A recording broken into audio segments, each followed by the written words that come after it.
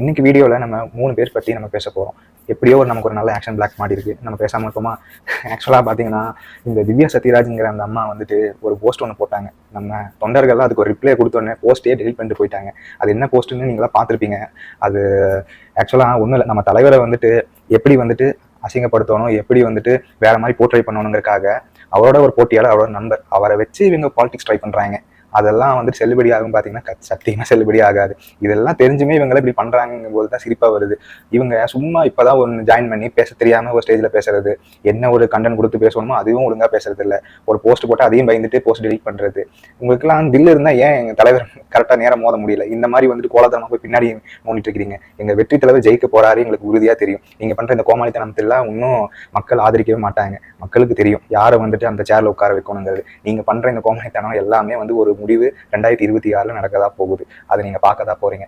அதே மாதிரி நம்ம ஆளுங்கட்சி தலைவர் ஸ்டாலின் ஐயா வேற அவனே இவனேன்னு பேசி வச்சிருக்காரு. உங்களுக்குலாம் பயம் வந்துருச்சுன்னு நினைக்கிறேன். தலைவர் வந்துட்டு இந்த கூட்டத்தை எல்லாம் பார்த்துட்டு இவங்க காசு 200 ரூபா கொடுத்தாதான் அவங்க எல்லாம் வருவாங்க, கோட்டரோ பிரியாணியும் கொடுத்தாதான் வருவாங்க. ஆனா நமக்கெல்லாம் ₹1 இல்லை, எல்லாமே நம்ம மனசாட்சிப்படி அவரை நேசிச்ச ஒரு கூட்டம், அன்பால தானா சேர்ந்த கூட்டம், அத்தனை கூட்டம். அது வந்துட்டு வரலாறுல ஆக்சுவலா இதெல்லாம் வந்து ஒரு பெரிய ஒரு விஷயம். யாருக்குமே அந்த மாதிரி நடக்கல. எம்ஜிஆருக்கு அப்புறம் நம்ம தலைவருக்கு தான் இந்த மாதிரி நடக்குது.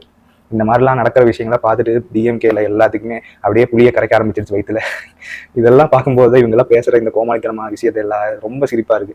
என்ன பண்றது, இதில் பதட்டத்தில் பேசுன்னு என்னென்னமோ பேசி எப்படிலாம் அவதூறு பரப்பணுமோ தலைவரை பத்தி அப்படிலாம் பண்ணிட்டு இருக்காங்க. ஆனா இதெல்லாம் வந்துட்டு ஒண்ணுமே செல்லுபடி ஆகாது. நம்ம தொண்டர்கள், நம்மளோட விர்ச்சுவல் வாரியர்ஸ் எல்லாம் போட்டு புழக்கிறதுல பார்த்தா இவங்கள அப்படியே அதான் சொன்னது, போஸ்டே ரெடி பண்ணிட்டு ஓடி வச்சிருந்தோம்மா, அந்த மாதிரி தான் இருக்கிறாங்க. இன்னொரு விஷயம் சொல்லணும். 3வது தான், நம்ம டிவிகேல ஒரு தொண்டனா இருந்த அந்த பொண்ணு வைஷ்ணவி, அந்த பொண்ணு பார்த்தீங்கன்னா நம்ம பொதுச்செயலாளர் மதிக்கவே இல்லை, எங்களை ஸ்டேஜ்ல ஏற்றல, மாவட்ட தலைவர் எங்களை எல்லாத்தையுமே ஒரு பக்கமாக ஓரம் கட்டிட்டாரு அப்படி இப்படின்னு நியூஸ்ல போய் நம்ம கட்சியை பற்றி அவதூறு பரப்பிட்டு இருக்காங்க. ஆனால் அந்த வீடியோ ரிலீஸ் ஆயிடுச்சு. நம்ம எவ்வளோ மரியாதையை நடத்தியிருக்கோம், நம்ம பொதுச்செயலாளர் அவங்களுக்கு சால்வை அணிவிச்சு எவ்வளோ மரியாதை நடத்திருக்காங்க.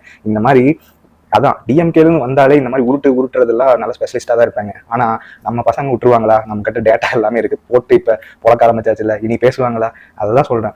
இப்போ இந்த வீடியோ பார்த்துட்டு இருக்க நீங்களும் ஆகட்டும், நான் ஆகட்டும், நம்ம தலைவருக்காக நம்ம உண்மையா எவ்வளோ விஷயம் நம்ம எடுத்து கொண்டு போய் மக்கள்கிட்ட சேர்க்கணும்னு நினைச்சு நம்ம பண்றோமா? ஆனால் இவங்கெல்லாம் இந்த மீடியா வச்சுக்கிட்டு இந்த 200 ரூபா காசு கொடுத்துட்டு இவங்க பண்ற ஒவ்வொரு விஷயமும் மக்கள்கிட்ட செல்லுபடியாது, மக்களுக்கே தெரியும். ஆனால் நம்ம உண்மையா மக்கள் பணிக்கு, மக்களுக்காகவே ஒவ்வொரு விஷயத்தையும் நம்ம தலைவரும் ஆகட்டும், நம்ம பொதுச் செயலாளர் ஆகட்டும், எல்லாருமே சூப்பரா ஒவ்வொரு விஷயம் பார்த்து பண்றாங்க. அதை இன்னுமே மக்கள்கிட்ட நம்ம எடுத்துட்டு போய் நிறைய சேர்க்கணும். அதை மட்டும் நம்ம ஃபுல்லா பண்ணாலே நம்ம 2026 நம்ம தலைவர் அந்த சேர்ல இருப்பாரு.